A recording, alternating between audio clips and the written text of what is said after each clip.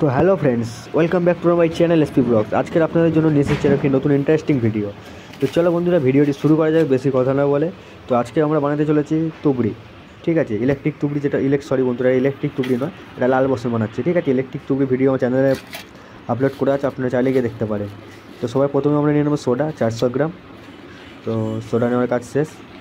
এরপরে আমরা যেটা নেব সেটা হচ্ছে বন্ধুরা, আপনাদেরকে বলে দিই, গন্ধক, ঠিক আছে? তো এই যে আমরা নিচ্ছি গন্ধক নেব হচ্ছে কি 100 গ্রাম। তো এরপরে আমরা যেটা নেব সেটা হচ্ছে কাঠকয়লা, ঠিক আছে? তো বন্ধুরা, একটা তুবড়ি বানাতে গেলে মেনলি যেগুলো লাগে সব আপনাদের সাথে শেয়ার করব। তো কাঠকয়লাও লাগবে 100 গ্রাম। তো চলো এরপরে আপনাদেরকে দেখাবো। কাঠকয়লার পরে আমাদের নিতে হবে লোহার চুন, ঠিক আছে? তো আপনারা ভুল করে প্রথমে একসাথে সব মিক্সড করে দেবেন না, আপনারা একটা একটা করে ভালো করে চেলে যত ধুলো করতে পারবেন বন্ধুরা, তত বাজিটি ভালো বানানো যাবে। তো চলো এরপরে নিয়ে নেবো লোহার চুন, ঠিক আছে? তো আপনারা যদি ইলেকট্রিক তুবড়ি করতে চান, এখানে আপনারা চাইলে অ্যালুমিনিয়াম চুন দিয়ে দিতে পারেন, লোহার চুন না দিয়ে। আর যদি বা লাল বাসন করতে চান তাহলে লোহার চুন অবশ্যই দিতে হবে বন্ধুরা। তো এটাই ছিল আমাদের মশলার ভাগ, যে তোমার গন্ধক, সোডা, কাঠকয়লা, লোহার চুন। তো এটা ভাগ কত হয়ে দাঁড়ালো বন্ধুরা? এটার ভাগ দাঁড়ালো হচ্ছে তোমার 4-2-1-1, ঠিক আছে? 4-2-1-1। তো দেখো বন্ধুরা, আমি কীভাবে এগুলোকে ভালো করে মিহি করে নিচ্ছি। মানে যে রুটি বানানোর জন্য আটা চালের যেটা পাওয়া যায়, যেটা আটা চালে, ঠিক আছে? চালনি বলে।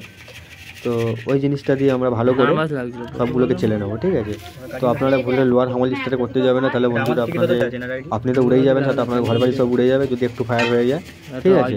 তো যাই হোক বন্ধুরা, তো সাবধানের সাথে করবেন, ভুল করে বন্ধুরা একদম মিক্সিতে ঘোরাবেন না, মিক্সিতে ঘোরালে আরও বিপজ্জনক। তো চলো এরপরে দেখানো যাক আপনাদের একটা একটা করে প্রসেস।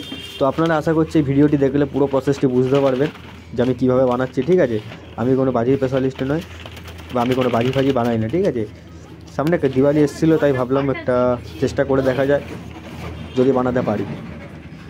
তো চলো, তাই আমি চেষ্টা করে নিয়েছি। আর ফাইনালি আপনার প্রথমে রেজাল্ট দেখতে পেয়েছেন ভিডিও শুরু করার আগে, সে ভাজিটা কেমন চলছিল। তো যাই হোক বন্ধুরা, ভালো খারাপ হোক, আপনারা অবশ্যই কমেন্ট করে আমাকে জানাবেন যে কেমন হয়েছে ভিডিওটি। আর ভিডিও মেনলি যদি ভালো লেগে থাকে অবশ্যই লাইক করবেন ভিডিওটিতে বন্ধুরা, তাহলে এরকম ধরনের আর নতুন কোনো ভিডিও বানাতে আমরা মানে কি বলে উৎসাহী পাই, ঠিক আছে? তো যাই হোক, হ্যালো, বলছি মশলাগুলো বন্ধুরা এখানে মিক্স করতে হবে ভালো করে।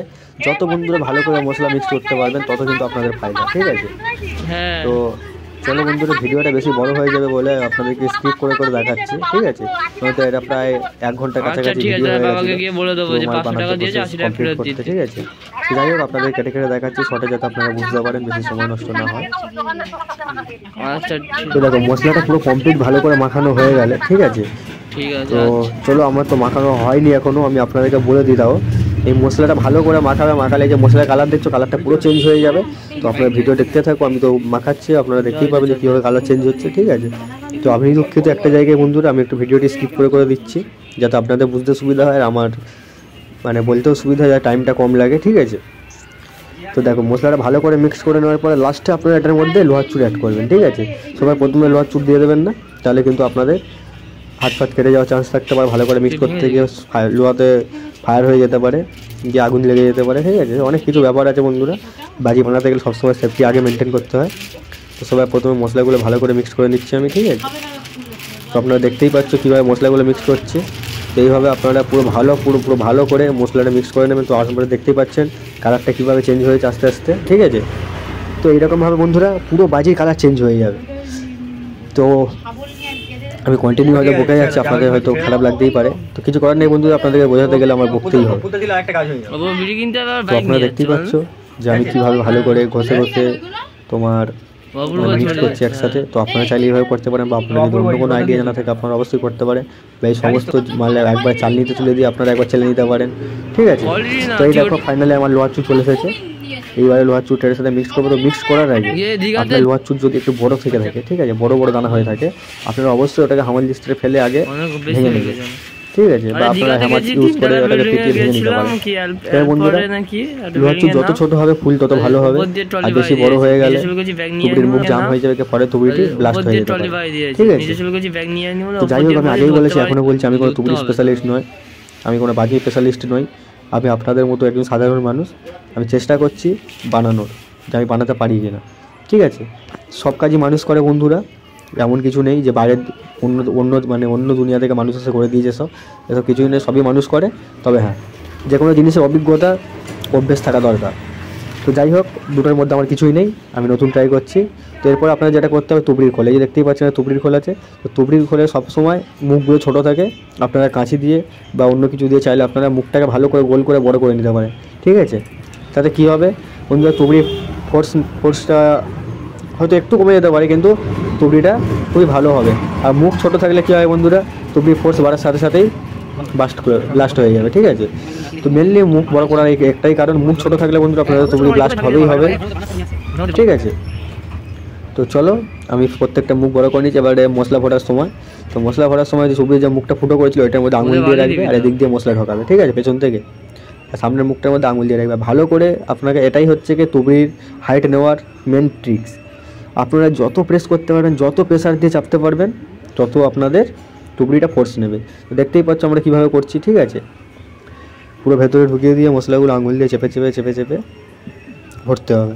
তো আপনারা এটা যত প্রেসার দিয়ে ভরতে পারবেন বন্ধুরা, তত আপনাদের তুবড়ি ফোর্স নেবে, ঠিক আছে। তো চলো আমি ফার্স্টবার ট্রাই করছি, আমি এর আগে কখনো করিনি, তো দেখা যাক, জানি না কেমন হবে। তো এরপরে যেটা আপনাদের প্রসেসটি করতে হবে, আপনাদের এর মধ্যে কাগজ ঢোকাতে হবে, ঠিক আছে। এই তুবড়ির মধ্যে কাগজ ঢুকিয়ে দিতে হবে। তো কাগজ ঢোকানোর পরে আপনাদেরকে দিতে হবে বালি। কেন বন্ধুরা, এর পেছনে যখন মাটি দেবেন, সরাসরি বালি লাগলে আপনাদের মশলাটা ড্যাম খেয়ে যেতে পারে, যার জন্য আমি দিচ্ছি বালি। শুকনো বালি একটু জোগাড় করে রাখবেন। আর মাটি যেটা দেবেন, একদম ভিজে মাটি নয়, একদম শুকনো মাটি নয়, মিডিয়াম টাইপের মাটি। তো আপনারা দেখতেই পাচ্ছেন আমি মাটি খুঁড়ে নিলাম, ঠিক আছে। তো এই মাটিটাকে দিয়ে ভালো করে চেপে দেবেন, একদম পুরো প্রেসারে চাপবেন, ঠিক আছে, যাতে যখন ফোর্স নেওয়ার সময় পেছন থেকে আগুন যাচ্ছে না বেরিয়ে আসে। তো দেখতেই পাচ্ছ আমার তুবড়ি রেডি হয়ে গেছে ওই মশলাতে।